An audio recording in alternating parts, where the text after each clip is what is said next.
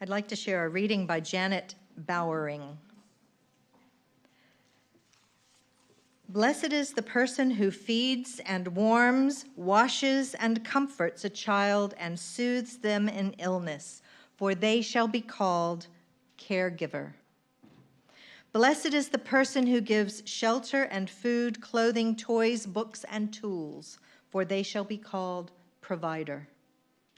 Blessed is the person who opens doors in the child's experience, who explains the puzzling and wonders at the mysterious, for they shall be called teacher.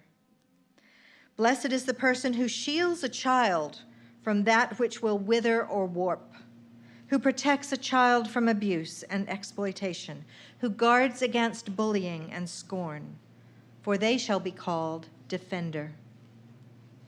Blessed is the person who takes the time to listen, who is there for a child in the darkness, who is aware of the fears, and who speaks the words of encouragement in moments of despair, for they shall be called sustainer. Blessed is the person who guides a child in the search for beauty, who encourages them at what is daunting, who steadies them as they explore new experiences, who fires their aspirations and their dreams, for they shall be called inspirer. Blessed are all these persons who help bring an infant along the many paths to maturity, for in them is the future well-being of humanity. Janet Bowering's words might bring to mind for all of you who have had children grow up the pride and relief you saw and felt when you saw them safely launched out into the world once their high school graduation finished, or the increasing anxiety as you realized that after dealing with teenagers, things don't get better, they just get different. The reading reminds us that as we celebrate the transitions from childhood to adulthood, or even simply the transition from one level of schooling to the next, it is not an achievement that can be accomplished without the collaborative work of parent and child. It's not an easy task, but many of us embark upon it blissfully unaware of how hard it can be, of how it can break your heart, and as well, how amazing it can be to have such an opportunity. But as we celebrate, I thought it might be a good time for us to articulate what it is we really want for our children. There are many unspoken wishes, hopes, and dreams that direct our actions as we parent and guide children, but as we recognize that Taimi is at the place in her life where she's becoming an adult and moving away from childhood, she is in a better place to listen to people other than her parents, bringing forth their deepest thoughts. And we hope that these thoughts are received as blessings for her continued journey.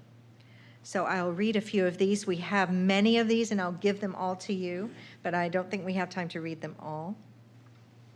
And one says, please instill a new generation with the values of Unitarian Universalism, especially the 7 principles. To live in a nation where we don't have to live in fear. I would like our children to have self-confidence, but also a sense of community and cooperation. My wish for my children is for them to feel free to be their true selves, because that freedom is what will make them truly happy. Exposure to liberal religious values and the principles of love for one another as ourselves. Safety and peace to be all that they can be. To be emotionally whole. I want my children to be safe and feel safe, be respected and valued in our country and the world. May they have compassion, kindness, a long, fulfilling life, freedom of expression and individuality. Love and kindness always. I wish you strength to meet the challenges that life brings you.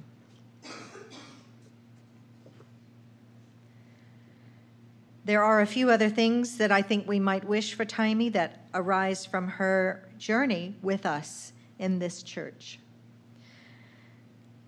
We might wish her, as someone has already said, a continued respect for the principles which we as a congregation affirm. We might wish for her that she practice the radical hospitality that we try to model, welcoming all through our doors, especially giving a voice to the voiceless, and siding with love against those actions that would oppress or endanger the well-being of the most vulnerable of our society. We might wish for her that she learn to practice the deep lesson of covenant, that you don't walk away when you're angry. You may take a breather to calm down and put some thought into your response. But working to come to an understanding, you at least ask to listen and be listened to.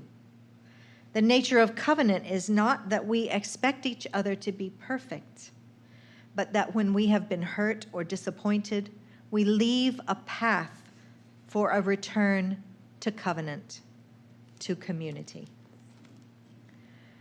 And we might wish for Taimi always to experience the joy, as someone said, of a liberal faith, where seeking answers to questions is encouraged, where we embrace with joy the wisdom of the world from many different sources, where we exercise eternal optimism about life, love, and liberty.